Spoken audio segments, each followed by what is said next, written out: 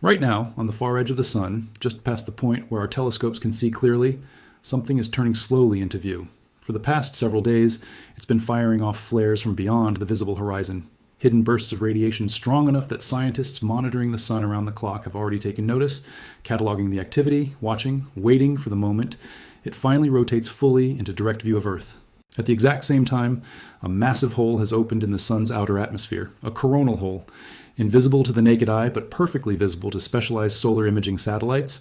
and it's currently exhaling a stream of charged particles directly toward our planet, a stream that is arriving right now, today, and tomorrow, triggering the only day in an entire month-long forecast window expected to reach storm-level intensity. This is not a hypothetical. This is not speculation about some far-off future event. This is happening this week. And if you've ever wondered what it actually means when scientists say the sun has entered an active period, and what it could mean for satellites, power grids, radio communication, and the night sky above your own house, this is the week to understand exactly how that system works, because right now it's live. To understand why this particular week matters, you first need a basic sense of how our sun actually behaves, because it isn't the steady, unchanging ball of light most people picture it as. The sun operates on an 11-year cycle of rising and falling activity, moving between a quiet phase called solar minimum, when the sun's surface is relatively calm and sunspots are few and far between, and an active phase called solar maximum. When the sun's surface becomes considerably more turbulent, sunspot activity spikes and flares and eruptions become dramatically more frequent. As of 2026, we are sitting close to the peak of the current solar cycle, formerly known as solar cycle 25, meaning that heightened solar activity right now isn't some bizarre anomaly or unprecedented event. It's precisely the kind of behavior scientists have expected and predicted for this specific point in the sun's roughly decade-long rhythm. That context matters because it reframes everything else in this story. What's happening this week isn't the sun suddenly doing something inexplicable. It's the sun doing exactly what an 11-year cycle predicts it should be doing right now, just happening to produce a specific, tangible, arriving this week set of consequences that are worth understanding in detail. Let's start with the most immediate, most concrete piece of this story, the coronal hole. A coronal hole is a region in the sun's outer atmosphere called the corona, where the magnetic field lines open up and extend directly out into space rather than looping back down to the sun's surface. Because of this open magnetic structure, solar wind, the constant stream of charged particles the sun releases in every direction, escapes much more freely and at much higher speeds through these specific regions compared to the rest of the sun's surface. Coronal holes appear as darker patches when viewed through specialized imaging that captures extreme ultraviolet light, and while they're completely invisible in ordinary sunlight, they represent one of the most reliable, predictable sources of geomagnetic activity here on Earth. As one of the sun's coronal holes rotated into a position facing our planet over the past several days, it began releasing a fast stream of solar wind directly toward us, and space weather forecasters have pinpointed the arrival window for that stream at Earth to fall right on July 21st and 22nd, meaning today and tomorrow, as this is being recorded. The National Oceanic and Atmospheric Administration's Space Weather Prediction Center, the primary agency responsible for monitoring and forecasting exactly this kind of activity,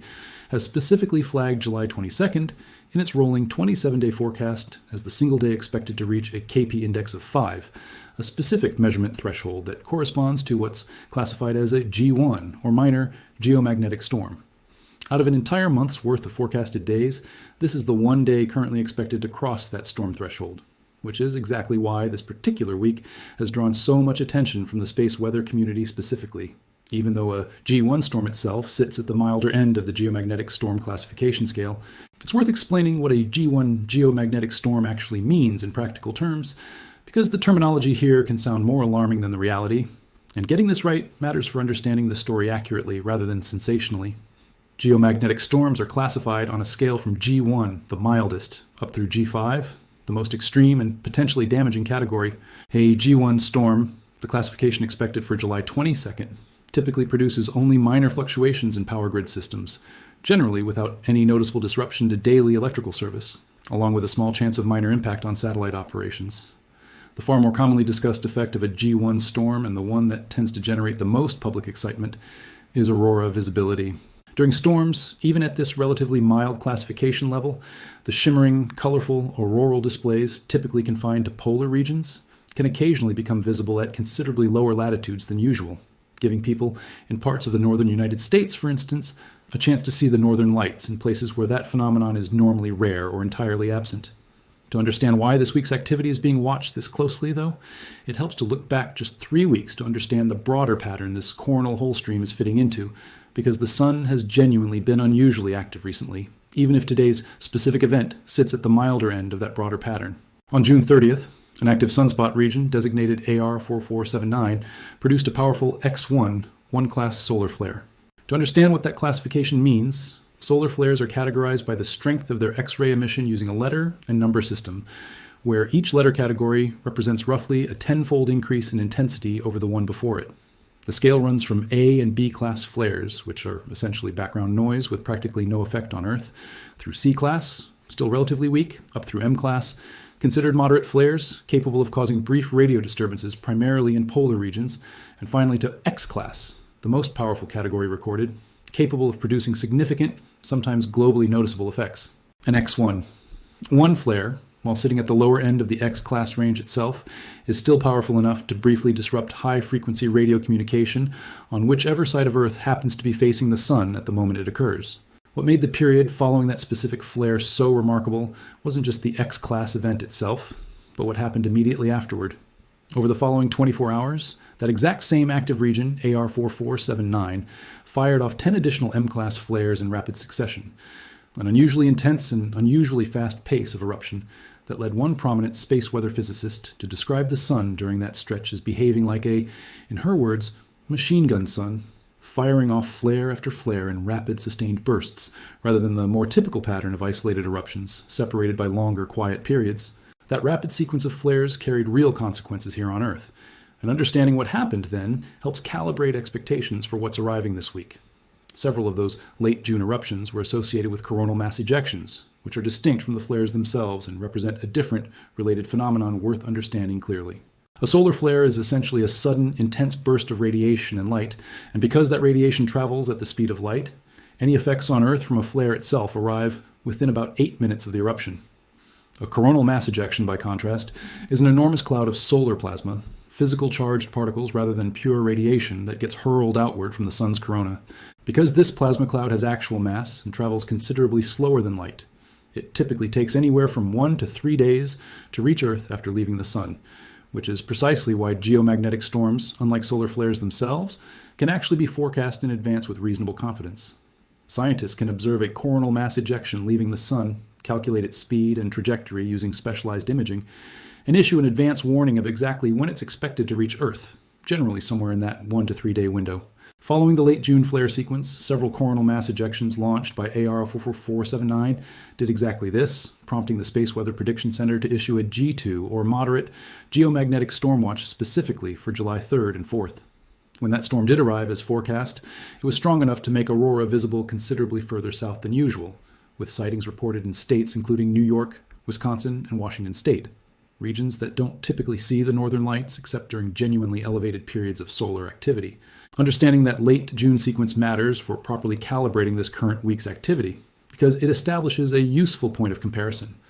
That previous event involved an actual X-class flare, 10 additional M-class flares in rapid succession, and a G2 moderate-level geomagnetic storm. This week's activity, by contrast, centers on a coronal hole high-speed stream, a comparatively gentler and more routine source of geomagnetic disturbance, expected to produce only a G1 minor-level storm.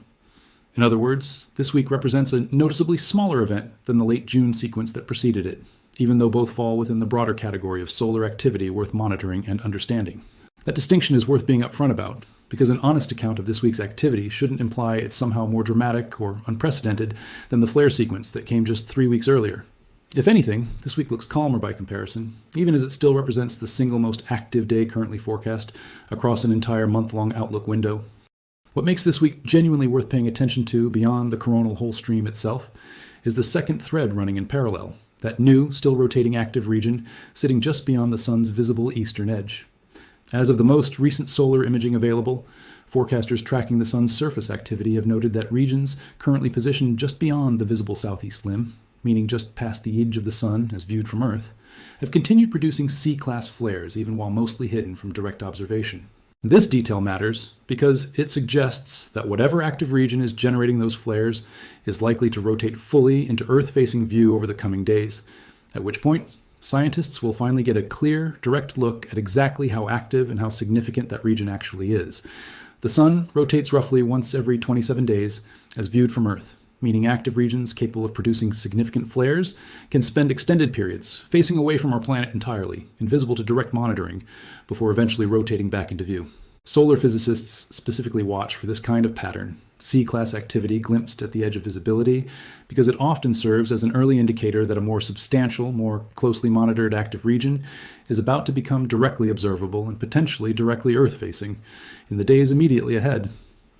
It's worth being direct and honest about the uncertainty embedded in that particular thread of the story, because overstating confidence here would be misleading. Nobody currently knows with certainty how active this newly rotating region will prove to be once it comes into full view, whether it will produce anything beyond the C-class flares already observed at the edge of visibility, or whether it might, like AR 4479 several weeks earlier, suddenly escalate into a rapid sequence of more powerful M-class or even X-class eruptions.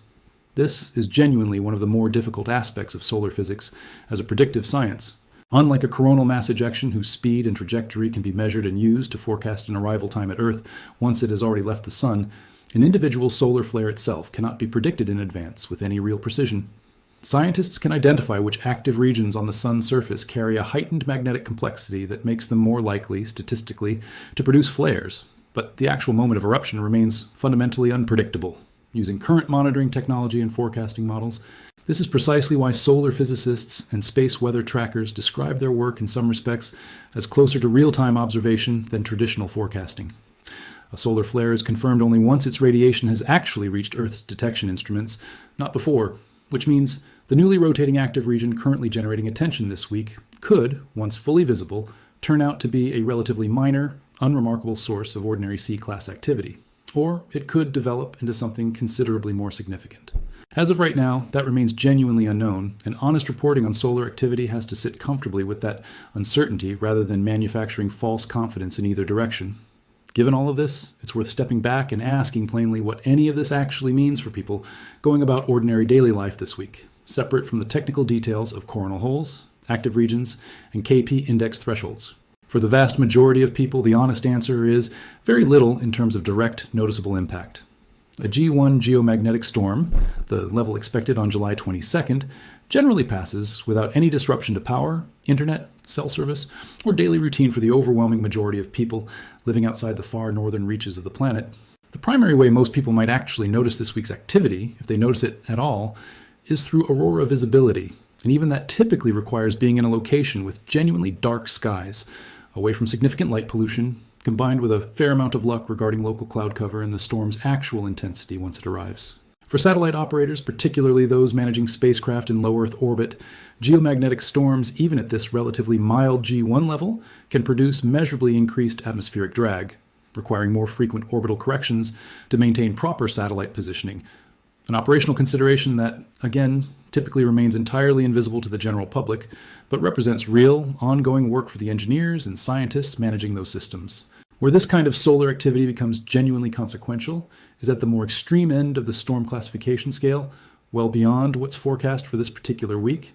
And understanding that broader context helps explain why scientists take even minor G1 level events seriously enough to monitor and report on them continuously. Severe geomagnetic storms, reaching G4 or G5 classification, have historically caused genuinely significant disruptions, including widespread power grid failures, as happened famously in Quebec back in 1989, and substantial satellite damage or communication blackouts affecting entire regions. The reason scientists maintain constant round-the-clock monitoring of solar activity, even relatively modest events like this week's coronal hole stream, is precisely because that continuous monitoring is what allows for advance warning when genuinely severe events do eventually occur. Power grid operators, satellite companies, and aviation authorities all rely on this ongoing space weather monitoring infrastructure, specifically so they can take protective, precautionary action in advance of a major storm, rather than being caught by surprise. This week's relatively mild G1 event, in that broader sense, represents the routine, ongoing functioning of exactly the kind of monitoring system that becomes critically important during the rarer, more severe events that occasionally do occur. There's also a broader, somewhat more philosophical point worth making about why weeks like this one genuinely deserve attention, even when the specific forecasted effects remain relatively mild. The Sun, despite sitting roughly 93 million miles away, exerts a constant, active influence over conditions here on Earth, that most people go about their entire lives never directly thinking about. The satellites that provide navigation systems, weather forecasting, and global communication infrastructure all exist within an environment that the sun actively, continuously shapes, sometimes in ways gentle enough to pass unnoticed, and occasionally in ways severe enough to cause genuine, tangible disruption. Understanding a week like this one, with its coronal hole stream, its rotating active region, its G1 storm forecast, offers a rare concrete window into that usually invisible relationship between our planet and the star it orbits, a relationship that continues operating on its own 11-year rhythm regardless of whether anyone on the ground happens to be paying attention. So where does this leave things heading into the rest of this week and beyond? The coronal hole stream currently arriving will likely produce its forecasted G1 storm on July 22nd,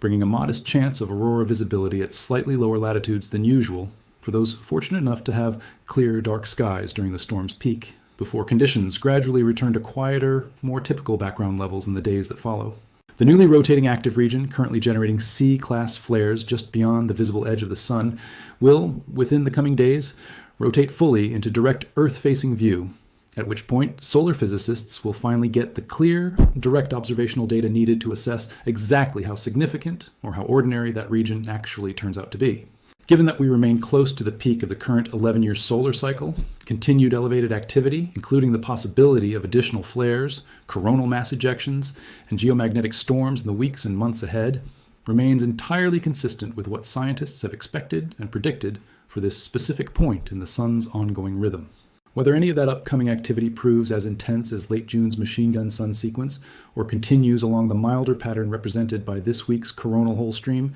remains something that, by the very nature of how solar flares work, simply cannot be known with certainty until it actually happens. What can be said with confidence right now is that the sun is genuinely active this week, that real, measurable, arriving space weather is heading toward Earth as this is being recorded,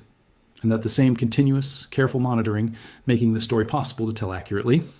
Today is exactly the system standing ready to provide advance warning if this ongoing solar maximum period eventually produces something considerably more significant than a minor storm and a still rotating, not yet fully understood active region.